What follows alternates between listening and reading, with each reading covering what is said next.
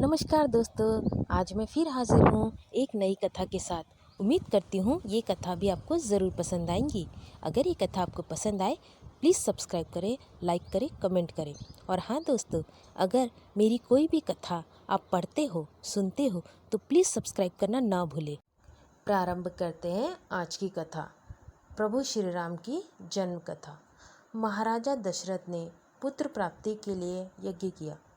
महाराज दशरथ ने शामकर्ण घोड़े को चतुर्गिनी सेना के साथ छुड़वाने का आदेश दिया। महाराज ने समस्त मनसवी, तपस्वी, विद्वान, ऋषि मुनियों तथा वेद विज्ञ प्रकांड पंडितों को बुलावा भेजा। वो चाहते थे कि सभी यज्ञ में शामिल हो। यज्ञ का समय आने पर महाराज दशरथ सभी अभ्यागतों और अपने गुरु वशिष्ठ जी समेत अपने परम मित्र अंग देश के अधिपति लोभपाद के जमाता शंग ऋषि के साथ यज्ञ मंडप में पधारे। फिर विधिवत यज्ञ शुभारंभ किया गया।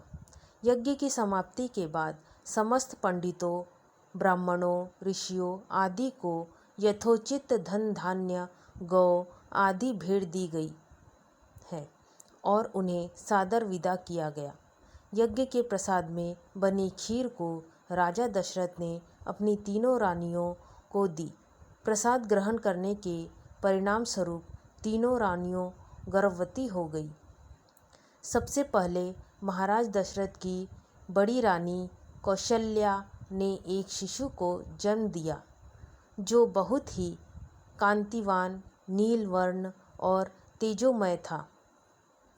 इस शिशु का जन्म चैत्र मास की शुक्ल पक्ष की 9वीं तिथि को हुआ था। इस समय पूर्णवसु नक्षत्र में सूर्य, मंगल, शनि, बृहस्पति तथा शुक्र अपने अपने उच्च स्थानों में विराजित थे। साथ ही कर्क लग्न का उदय हुआ था। फिर शुभ नक्षत्रों में कैकेयी और सुमित्रा ने भी अपने अपने पुत्रों को जन्म दिया। कैकेयी का एक और सुमित्रा के 2 पुत्र बेहद तेजस्वी थे। महाराज के चारों पुत्रों के जन्म से संपूर्ण राज्य में आनंद का माहौल था। हर कोई खुशी में गंधर्व गान कर रहा था और अप्सराएं नृत्य करने लगी। देवताओं ने पुष्प वर्षा की। महाराज ने ब्राह्मणों और याचकों को दान दक्षिणा दी और उन सभी ने महाराज के पुत्र को आशीर्वाद दिया। प्रजाजनों को महाराज ने धन धान्य और दरबारियों को रत्न आभूषण भेंट दी। महर्षि वशिष्ठ ने महाराज के पुत्र का नाम रामचंद्र, भरत, लक्ष्मण और शत्रुघ्न रखा। जैसे जैसे ये चारों बड़े होने लगे, रामचंद्र अपने गुणों से प्रजा के बीच बेहद लोकप्रिय हो गए। उनमें ऐसी विलक्षण प्रतिभा थी जिसके जरिए वो कम आयु में ही समस्त विषयों में पारंगत हो गए थे।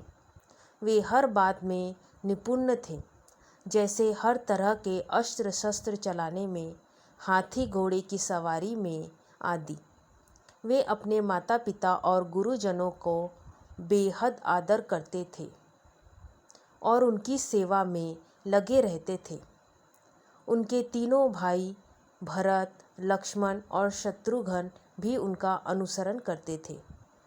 दोस्तों, अगर ये कथा आपको पसंद आए प्लीज़ सब्सक्राइब करें, लाइक करें और हाँ दोस्तों, बेल आइकन की बटन ज़रूर दबाएं ताकि मेरी हर कथाएं आप तक पहुंच सके।